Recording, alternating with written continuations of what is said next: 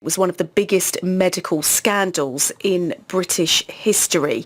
Up to 30,000 NHS patients developed hepatitis C or AIDS after being infected by contaminated blood back in the 1970s and the 1980s. Many died.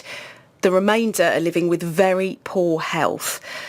Well, now more compensation is on the way for families in England, but campaigners are saying thousands of people still won't get any at all. If this is something that your family has been affected by, do get in touch and tell us what you've heard and how you've coped. 0800 111 40 41. Tony Fruger lost his dad and two uncles and a great uncle. Also has a cousin who is alive with stage 2 hepatitis C and joins me now. Tony, good morning to you. Hi, good morning. Morning. So just put it into perspective of how this has affected your family, if you can. Well, our family suffer from a form of haemophilia. It's a mild form of haemophilia, and of course it's hereditary.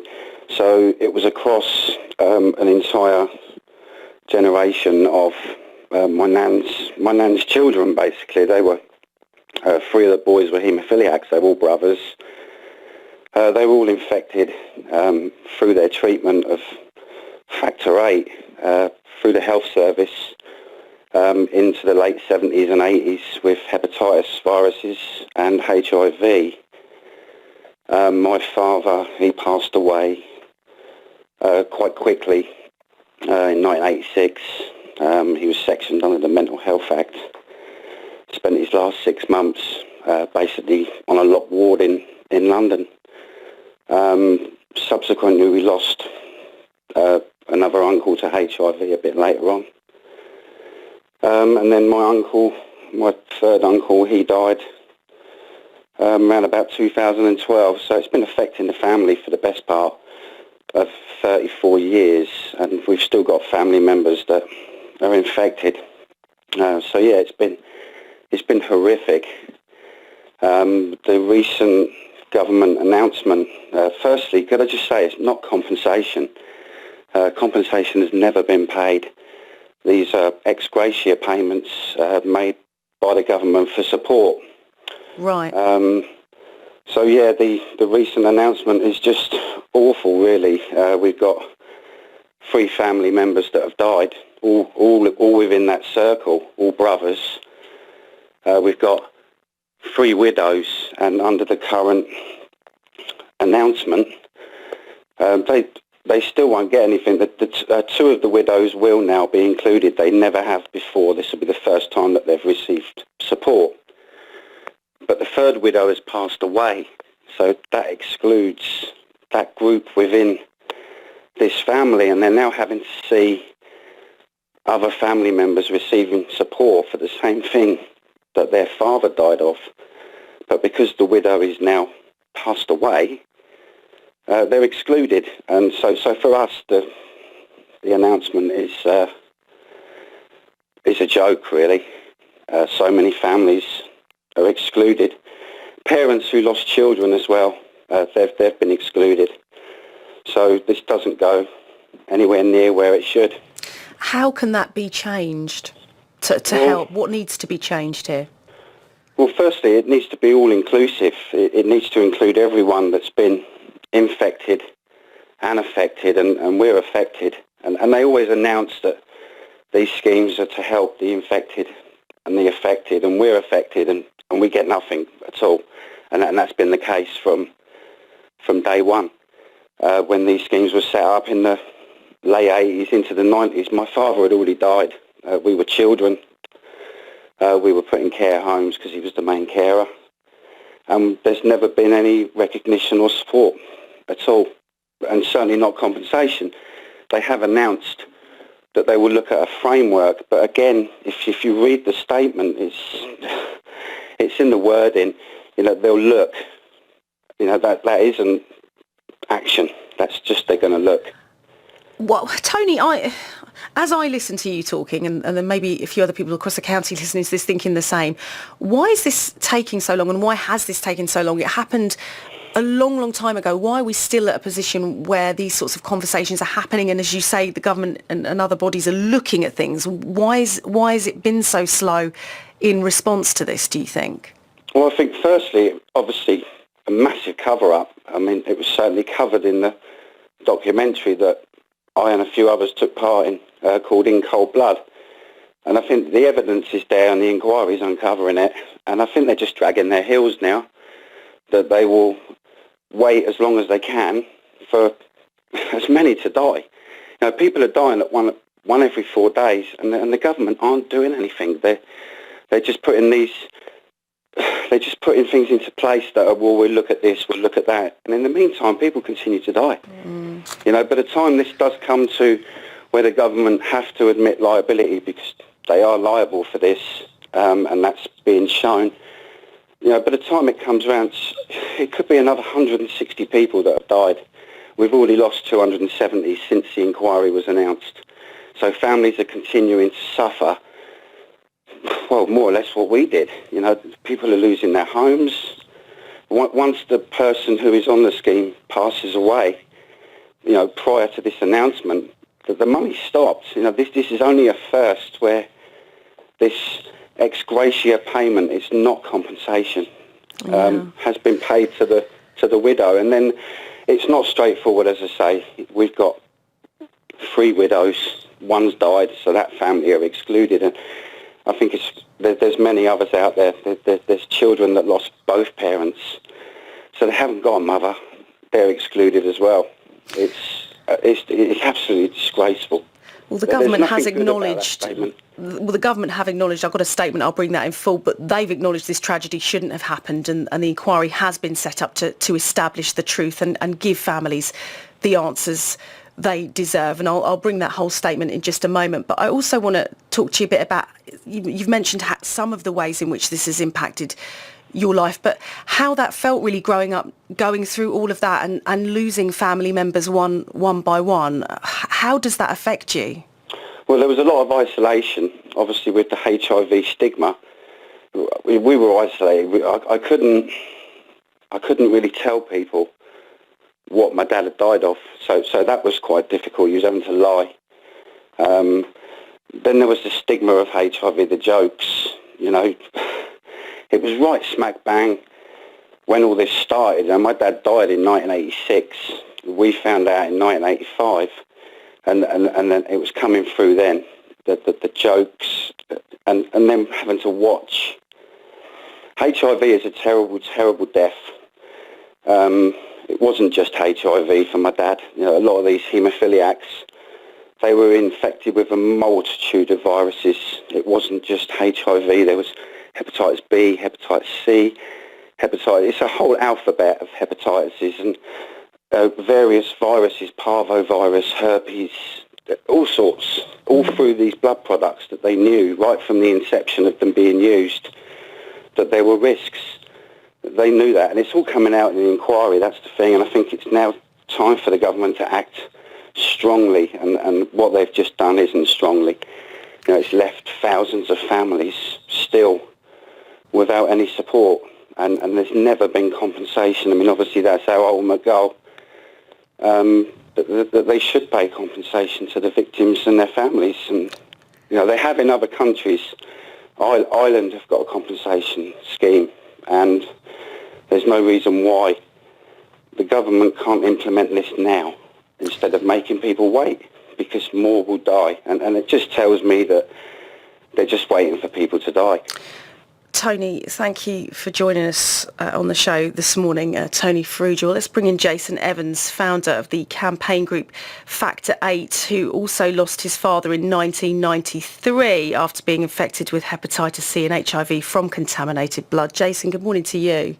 Good morning, Sonia. Morning. You can hear the heartbreak, the frustration, the sadness in Tony's voice, and I guess some of his experience chimes with you as well, Jason.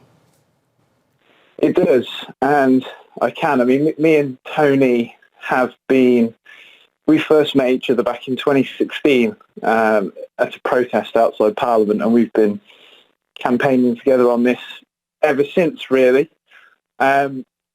And yeah, I mean, since this government announcement last week, our inboxes have been flooded with people who are wondering whether or not they are eligible for support. And more often than not, at the moment, we're having to tell people the answer is no, because as Tony was saying, for parents who have lost children, in families where there is no widow or partner, either because the relationship broke down, and so there was no partner after the infected person died, or in circumstances where the widow or partner has since died. So arguably, the great irony of this is it's some of the very worst impacted families that are excluded, which is bizarre. But I suppose that's Whitehall thinking for you. And I suppose part of our job now is to, try and get that addressed, because it is totally wrong now that there is a situation where some bereaved families do now receive support and some don't. And it is an important distinction, as Tony said, that this support, it's not compensation, because it doesn't address past or future loss at all. It's benefits, let's be honest. It's welfare benefits is what it is, which families should receive. Yeah. And the fact that there's this complete arbitrary ring fence, which is probably there just to minimise the cost, is terrible. And ultimately, the outcome of this is the public and the media have been grossly misled by this government announcement. If you look at the written statement that came out last week, it talks about affected people, it talks about families, and it's just not true. It's an out-and-out lie, and it's disgraceful what they've done, really, really. And I've spoken to so many distressed families over the last week. It's unbelievable. Well, they say that they've always been clear those affected by the tragedy should be supported by a fair and transparent support scheme focusing on welfare and independence. So there is an acknowledgement that they're trying to recognise and help those affected, but you think it's not going anywhere near far enough? No, and I think the time they've had to work on this, myself, Tony, and about 16, 17 others, we went to the Cabinet Office in January last year, and we met face-to-face with the then Cabinet Minister Oliver Dowden and the Health Minister Nadine Dorries. And it was all made very clear what was needed. And, these people looked us in the face, including a high-powered civil servant called Sue Gray as well. They looked us in the face and they made everyone believe, in that room, that they cared and that they were going to do the right thing. And it didn't happen. And it's been 14 months since then. And at this point, I think, we're looking at the government now just as bad as Bayer and Baxter and Revlon that manufactured the infected Factor VIII products, and saying, you'll know better. You're no better than these companies that manufactured these. Well, I'm sure they do care, and hopefully you will get some of the answers and the help that you need, Jason. And thank you for coming on the show as well and talking to us. We've been talking about the blood scandal from many, many years ago, and the families still seeking answers and financial support in the wake of those tragedies. I've got a full statement to bring you from the Department for Health and Social Care. I mentioned a bit of it earlier, but let me read it out to you in full. They say the infected blood tragedy should never have happened. The ongoing public inquiry was set up to establish the truth and give individuals and families the answers they rightly deserve. We've always been clear that those who've been affected by this tragedy should be supported by a fair and transparent support scheme focused on their welfare and providing long-term independence. The government has listened to the call for parity of support across the UK and last week announced a package for the whole of the UK which will bring greater uniformity to the 4 national support schemes. And that's one of the reasons we were talking about it today, the fact that they have brought in this new package for the whole of the UK for financial support. But as both our guests mentioned, not compensation financial support. And they're worried that it still doesn't get to as many people as they would like to see supported and helped in this way. If you want to contribute to this, perhaps you have experience of it in your own family, 0800 111 40 41. Lauren Palmer lost her parents 8 days apart when she was 9 years old in 1993. Her dad was given contaminated blood and the infection was then passed to her mum. And Lauren joins me now. Morning, Lauren. Good morning. How are you? Good morning. I'm not too bad. So tell us, if you don't mind, how this has affected your life. It sounds particularly tragic what's happened to you. Well, yeah. Well, my dad was also a haemophiliac. So it was in the family. He was receiving contaminated blood products as his treatment. He was co-infected with HIV and hepatitis C, and unfortunately passed these infections on to my mother as well. And subsequently, they both passed when I was 9 years old, within 8 days of one another. Obviously, it all happened very, very quickly, and as you can imagine, it completely transformed and blew our family apart. What happened to you afterwards then? What in the years after? What happened? So I was our family. I had 2 half brothers. They went to live with their biological father. I moved away from the area and lived with another family member, and I grew up without both my parents, which was extremely difficult, and a life trauma which has taken me many years to try and get over. And the hardest part was being separated from my brothers and having to grow up also without them, as well as losing my parents. And when you hear about the inquiry that's obviously going on and the talk around the funding, the support, the financial support, the sort of greater parity of that, how does it feel? Because you're still living through that yourself. Does it give you some comfort that there is progression and that there may be some answers? Or do you feel quite frustrated and angry, like Tony said, that it doesn't go far enough, it's not happening quickly enough? Yeah, absolutely. It's not fair and transparent at all. The announcement is